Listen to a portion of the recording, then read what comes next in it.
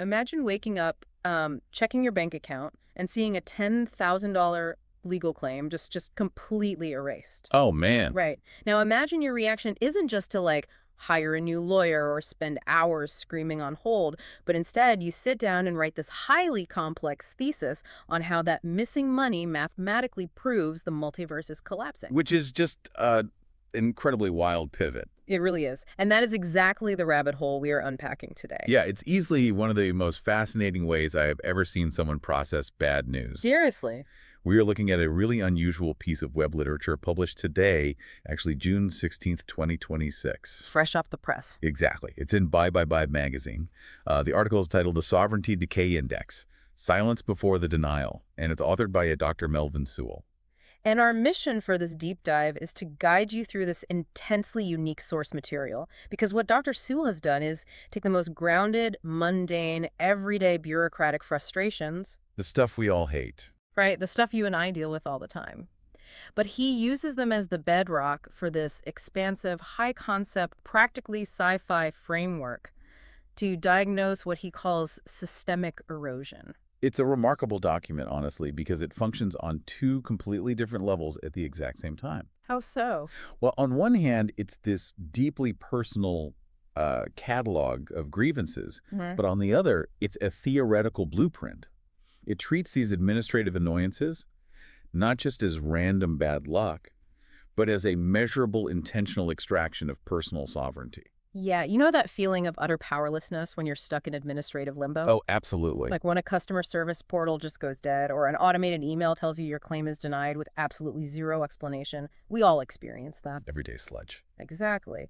But before we get into the cosmic dimensional theories this author builds to explain that feeling, we really need to look at the concrete timeline that triggered this entire philosophy. Yeah, the grounded reality. Right, the author explicitly labels this his case study.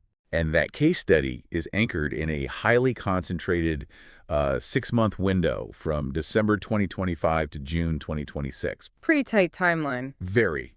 And this constrained period is where Dr. Sewell's journey through legal, insurance, and corporate systems became this vivid illustration of sovereignty decay. Right. He breaks his experience down into what he dramatically calls a betrayal in 3 acts. Okay, let's unpack this. Because betrayal is a very loaded word. It really is. Let's look at the acts. Act 1 is sabotage representation involving a law firm named Turban Schuheit. Yeah. He claims they actively undermined his case and mishandled deadlines. Right. The lawyers dropped the ball. Then Act 2 is insurance silence. State Farm promises him a response by May 30th, and then they just go completely dark for 2 weeks. Typical. Yeah. Finally, Act 3 is bankruptcy erasure. This is where claim number 5/4/30 is reduced from $10,000 down to absolutely zero under docket number 1875. You can really see the progression there. Yeah. From mishandling to silence to total erasure. Oh, wait, hold on. I need to push back here. Okay, go for it. Because if we strip away the dramatic titles, isn't this just a terrible 6 months of adulting? Well, I mean, we've all been on hold with our insurance, right? right. Is a 2-week delay for an email really an active betrayal? It sounds a bit extreme. It borders on paranoia, doesn't it? Yeah. Understaffed call centers or overworked paralegals missing a calendar notification aren't usually plotting against you. Right. It just sounds like the ultimate bad luck bingo card of modern bureaucracy. If you look at it strictly from the systems perspective, you're absolutely right. It's just an understaffed call center or, administrative friction. Yeah.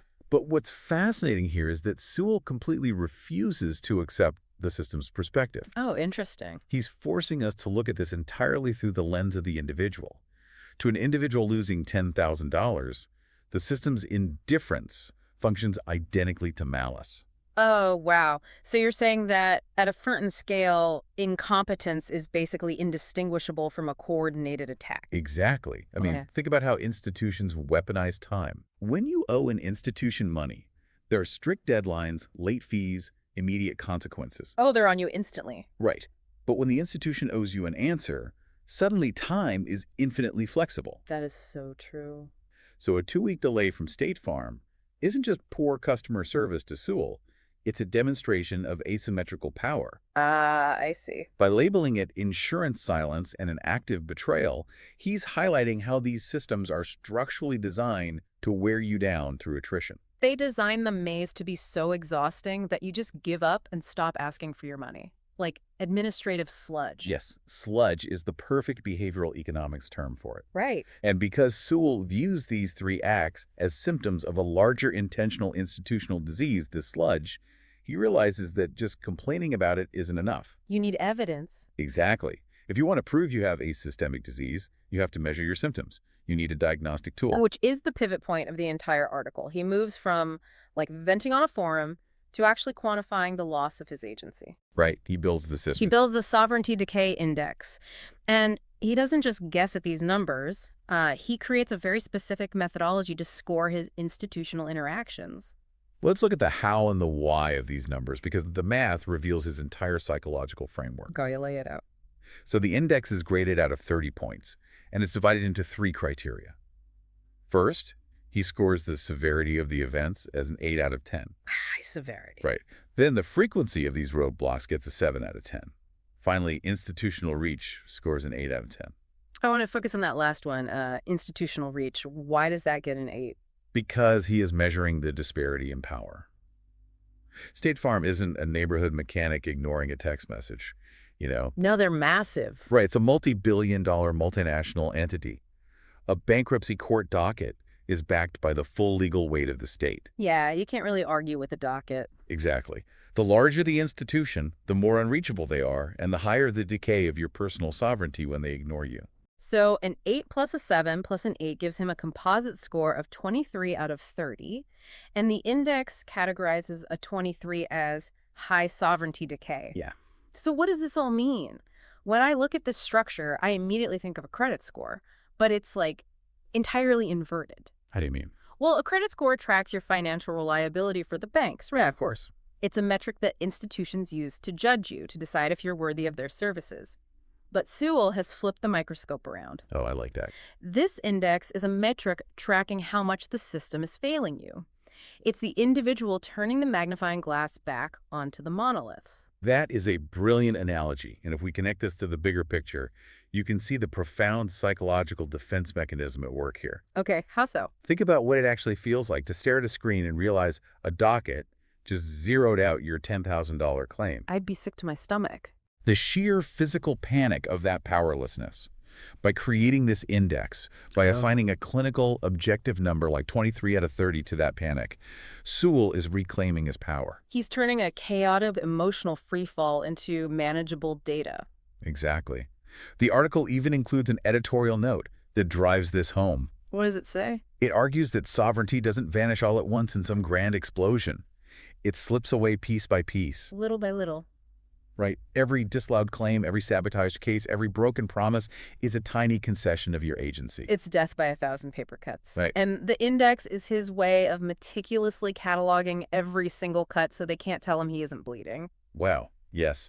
But the cataloging is really just the beginning. Right. Up until this point, we've been discussing very grounded, tangible things, law firms, dockets, insurance emails. Yeah, boring adult stuff. But this is the exact moment in the source material where the scope absolutely explodes. Oh. The document elevates from a structured complaint into a wildly expansive, esoteric universe. We enter what the text calls mythic infrastructure. Here's where it gets really interesting. Because the tonal shift in this article is going to give you whiplash. It's crazy. We have to look at the surrounding context of the site, Bibebibibe Magazine, and the author's own credentials. Right, Dr. Sewell. Yeah, he's listed as Dr. Melvin Sewell, holding an M.Sc and a Ph.D., but his current title, he is the Academic Dean and Diagnostic Architect at the Cosmic University of Echo Rift Studies 9. Such a wild title. And he's also listed as the CEO of TrueFlow Games. The juxtaposition is totally jarring. To give you a sense of the whiplash, the text explicitly shows us the title of the article published right adjacent to this one about State Farm. Oh, read it, read it. The title is, and bear with me, Deriving E-Phage from SMI Axioms to Brain World QFT, How Kaluza-Klein Graviton Exchange Reproduces Structured Multiversal Interactions. I mean, wow. He is taking State Farm, ignoring his email, and placing it in the exact same literal universe as Kaluza-Klein, graviton exchanges, and multiversal interactions. Incredible. You're reading about an insurance adjuster missing a May 30th deadline 1 second, and the next you are knee-deep in quantum field theory and dimensional rifts. To really appreciate how wild this leap is, we should probably demystify those terms a bit. Please do. So Kaluza-Klein theory, for example, is a real-world physics concept dating back to the 1920s. It was an attempt to unify the forces of gravity and electromagnetism. Okay, physics from the 20s. And how did it try to do that? By proposing a fifth dimension. Oh, sci-fi stuff. Well, an unseen extraspatial dimension rolled up so small we can't perceive it, but which mathematically connects these different forces. So Sewell is borrowing actual theoretical physics. Yeah. He's taking these SMI axioms, structured multiversal interactions, and saying his ignored emails aren't just bad luck. Right. They are literal, measurable disruptions in the dimensional fabric of reality. Precisely. And then you have brain world QFT, which refers to brain cosmology. What's that? It's the idea that our entire four-dimensional universe is just a membrane, a brain, floating in a higher dimensional space, occasionally brushing up against other brains. Okay, so in Sewell's framework, his reality as an individual is brushing up against the massive, opaque reality of these institutions. Yes. The friction between those two membranes is what generates the decay. He's essentially saying that dealing with turban shoe height isn't a legal problem, it's a multiversal collision. It's an incredible way to conceptualize bureaucracy. And remember his other title, CEO of True Flow Games. Oh, right, the game developer. Exactly. If you think about this through a video game analogy, he is treating his own life like a game engine. I love that. When the code breaks, when the bankruptcy claim zeroes out for no logical reason, he doesn't blame the player. He looks at the source code of the matrix itself. But I have to ask, does he actually believe State Farm is a multiversal entity? That's the big question. Because if someone stumbles onto this website, it could look like a deeply paranoid political manifesto, or, the writings of someone who has completely lost touch with reality. The text actually anticipates that exact reaction. Oh, really? Yeah, there's a section dedicated to this called the Sovereign Diagnostic Disclaimer. Okay. It explicitly states that the materials on the site are not affiliated with any government, political party, intelligence agency, or activist group. So he's clearing the air. Yeah, this isn't a partisan takedown of the insurance industry or a real-world conspiracy theory. Right. He defines these writings using three very specific terms: mythic infrastructure, a cinematic indictment, and a sovereign broadcast. Yes. And the purpose of this broadcast is to expose ritualized containment and actor convergence. Let's focus on actor conversions because that phrase gets right to the heart of the psychology here. Unpack that for us. When you are stuck in a terrible run of luck, your lawyer is dropping the ball, your insurance is ghosting you, and the bankruptcy court is erasing your claims, all in the exact same 6-month window, it really does feel like they're all converging on you. It feels incredibly coordinated. Exactly. Even when your rational brain knows the paralegal at the law firm isn't secretly texting the adjuster at State Farm to ruin your Tuesday, the sheer weight of it feels like a conspiracy of the universe. Which raises an important question about survival.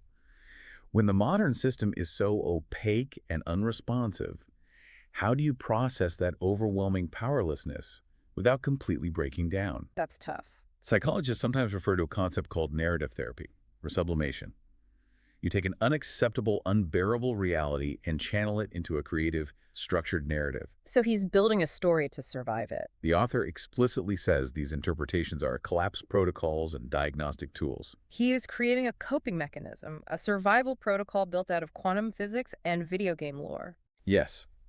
By mythologizing his own life, by turning a mundane legal decay into a cinematic indictment, he is constructing the ultimate psychological defense mechanism. It makes sense. If you're just a guy who lost 10 grand in a bankruptcy court, Yeah. you're a victim. The system beat you. Yeah. But if you are the diagnostic architect of the Cosmic University of Echo Rift Studies, and you're tracking actor convergence across multiversal membranes, You aren't a victim anymore. exactly, you're an investigator. You have agency. You're the protagonist in your own multiversal epic. Exactly. And the text really leans into this protagonist idea at the very end. It completely abandons the grounded reality of dockets and claims adjusters and steps fully into the fiction. It's the grand finale. Down at the bottom of the page, there's a cryptic addition labeled Chapter 1 Origin. And this is where the mythic infrastructure fully takes over. What does the origin chapter say? It introduces a character named Saiku Venga. The text reads, Saiku Venga emerges from the rift born between slip flow and counterflow, marked by SH1 resonance. Slip flow and counterflow.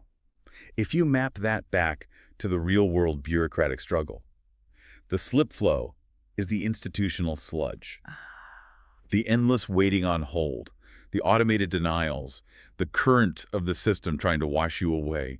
Saikuvenga is the avatar who refuses to be washed away. He is pushing back against the counterflow. He's born from the exact friction we were talking about earlier, the rift between the individual and the institution. It is a profound piece of sublimation. Dr. Sewell takes the deep indignity of being ignored by an insurance company and elevates it to a structural flaw in the multiverse. Wow. It is a masterclass in reframing a narrative to survive it. It really is an incredible journey when you step back and look at the whole picture. Truly. We started this deep dive looking at a deeply frustrated guy dealing with highly relatable, incredibly annoying adult problems. Lawyers missing deadlines, an insurance company that won't hit reply, and a zeroed out claim. The stuff of nightmares. Right.